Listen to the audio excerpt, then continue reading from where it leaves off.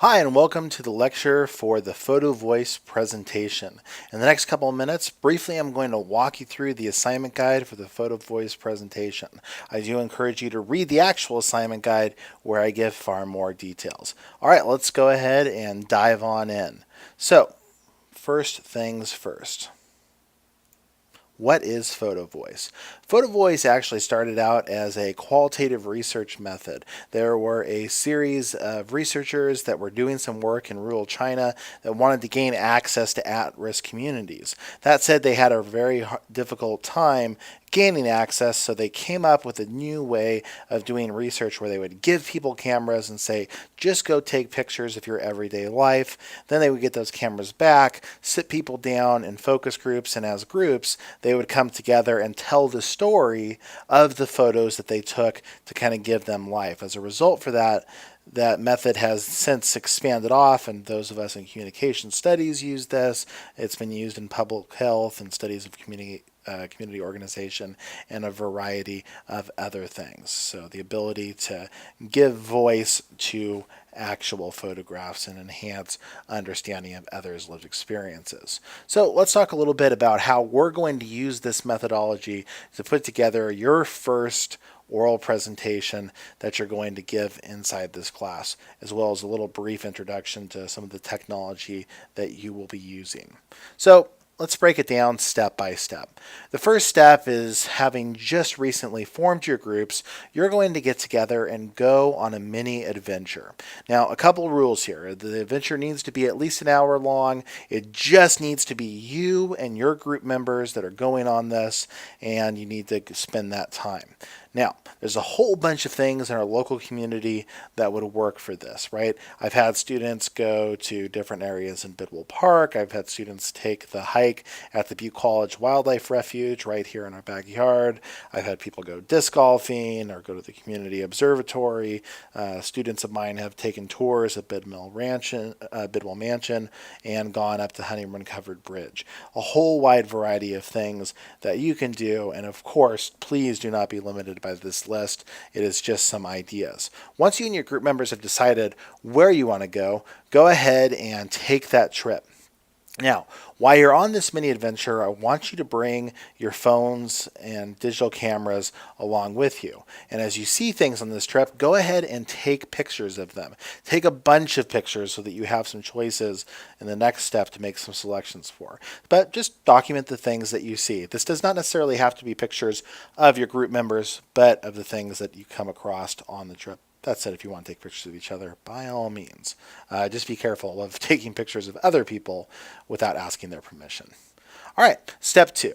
After you've completed your mini adventure, you and your group members get together at a separate point and discuss the photos that you captured. So take them all together, put them on one laptop or one computer. I've even had students upload all their pictures to a group Facebook page and then vote with likes on the ones that they were into it.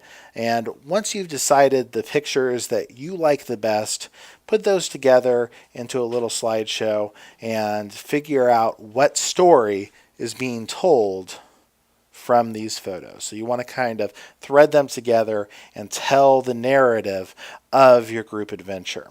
Some prompts that are kind of helpful if you're getting stuck. It's like, how do I tell stories of a picture? Start to think about what does the photo tell you, right? When you look at this picture, what is the story that you kind of connect based on your experience? You might want to tell us okay, what's happening outside the photo, right? What's the background? You're showing me this picture of Tom who is in the middle of a pool with his clothes on. Maybe give some context as to how and why this happened. Another thing you can do is maybe tell us the theme that the photos falls into. So I've had groups that have occasionally had difficulties on their mini adventure, and you might have a theme of, and everything was going right until, and have all of the photos that kind of represent that until moment inside that theme and put them together inside of this and explain why that is. So once you have the photos and you've created these narratives, you want to go ahead and create a very simple slideshow. Now, that said, you should use PowerPoint to do this. And you want to make sure that you turn all of those fancy animations off. Really, you're just using PowerPoint as a way to show your pictures. Take your slides and make them full text so they take up the entire screen, and do not put any words on them. Do not have multiple slides per picture, but just one slide, one picture per slide. I'll show you a couple of examples of what I'm looking for. So if you had taken a trip to 1 mile, this might be one slide in the slideshow. You can kind of see what I'm talking about. No text, no fancy animations, just very basic slides that you can move through. All right, once you have this together and you've created this PowerPoint, you're going to create a Voicethread to practice. Now, what Voicethread is an online tool that is accessible at voicethread.com that will allow you to upload your PowerPoint to it, and then using that microphone that you have on your computer, you can actually record comments over the pictures. What I want you and your group mates to do is to use the tool of Voicethread to do a practice run through of the story that you created in step 2. And so you're going to actually tell your story without having to worry about the whole being in front of an audience thing.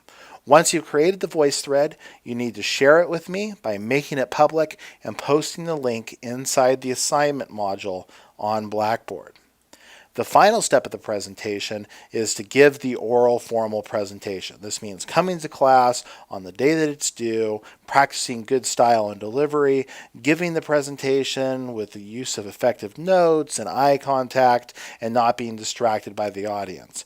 Particularly the way that this should kind of work is one student should come up and they should tell their arc of the story, hand it off to the next student, they tell their arc, and so forth and so on as you go throughout that. It would be good to have a little bit of an introduction and a little bit of a conclusion, but nothing as formal as we'll do in future presentations.